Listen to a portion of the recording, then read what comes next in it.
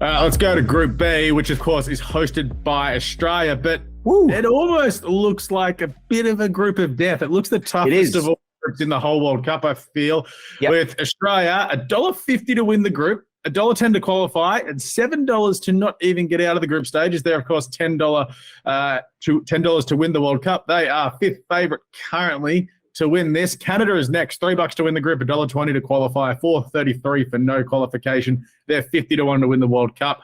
The Republic of Ireland, $17 to win the group, $4.50 to qualify, $1.18 to miss out. And then you got Nigeria next, $34 to win the group, $6.50 to qualify, $1.11 to miss out.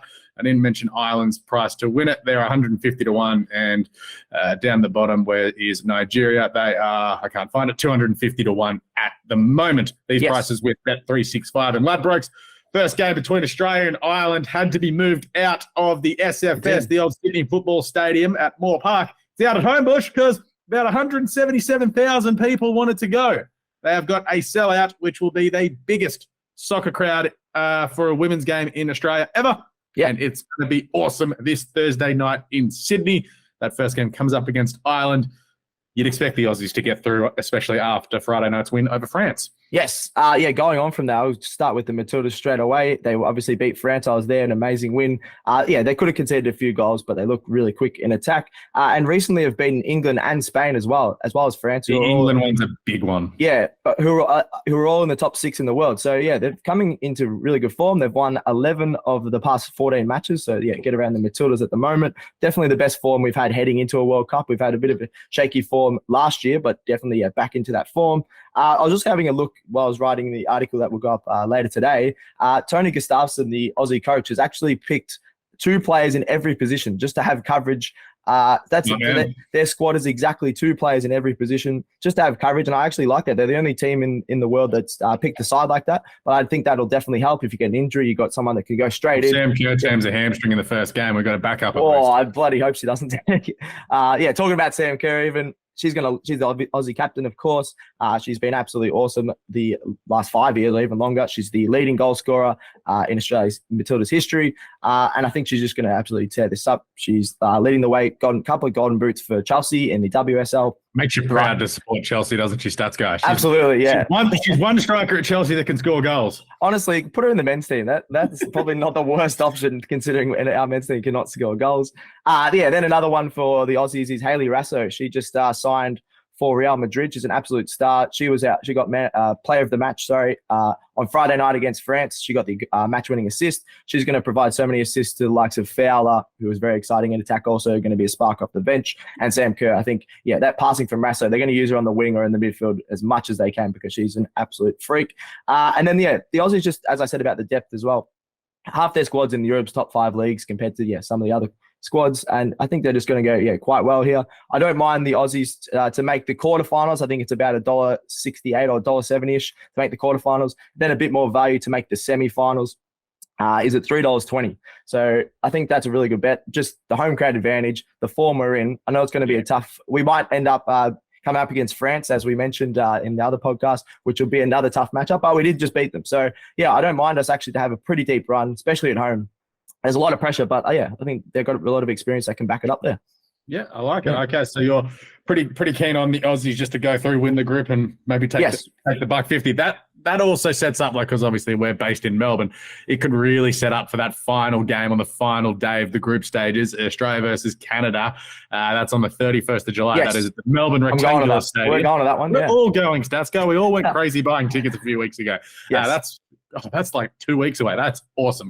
Can't wait for that. But you think that Canada go through and then it's Republic of Ireland and Nigeria. That's sort of how it should play out. But again, it's a World Cup. These things can't be sort of set in stone. I wouldn't be shocked if Canada do get upset by Ireland at some stage because, Ireland had their last practice match called off after 25 minutes on Friday night. I saw that, because of we didn't have it because media was banned from attending. It was a closed-door session, but apparently it was an overtly physical tackle to the shins of one of the Irish players who had to go to hospital. So, not ideal leading in. Pay close attention to all news sites for that. But I think the $1.50 for Australia to win the group looks a good bet. Yeah, I agree. Canada will definitely be the biggest threat. I'll just jump on them quickly. Now they're obviously a bit higher ranked, 7th in the world compared to Australia's 10th in the world, but they've had some horrible injuries lately. I just read an article this morning. A few of their star players and more experienced players have gotten injured, and they've lost a few matches because of that recently. So they're going to have a very young side. It might be one of the youngest sides in the World Cup, I was reading. But yeah, they've still got a great team. They've got Adriana Leon, who's got 28 goals for her country and even had a hat-trick against the Matildas this time last year. So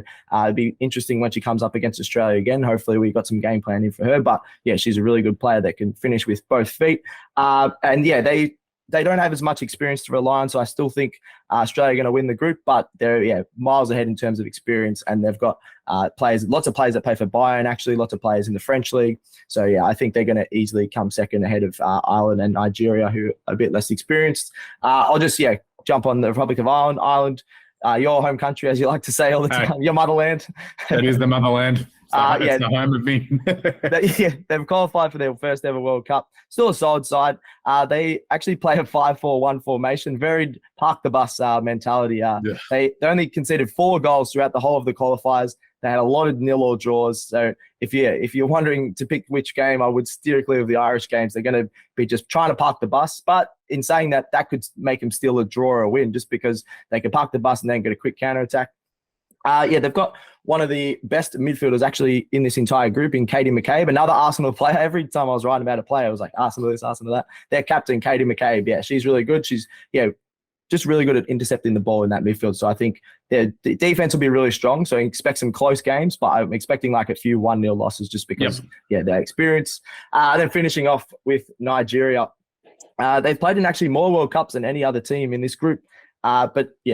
And they've had a much easier run in the qualification against some poorer teams, but they've only won 4 of their 26 World Cup matches in their history. So they're looking for that 5th win, but it's going to be pretty tough and in a very tough group. They've got a solid team. I just read an article actually as well this morning and over the weekend that they've had arguments in statements made by the head coach asking for better salaries and conditions for his side.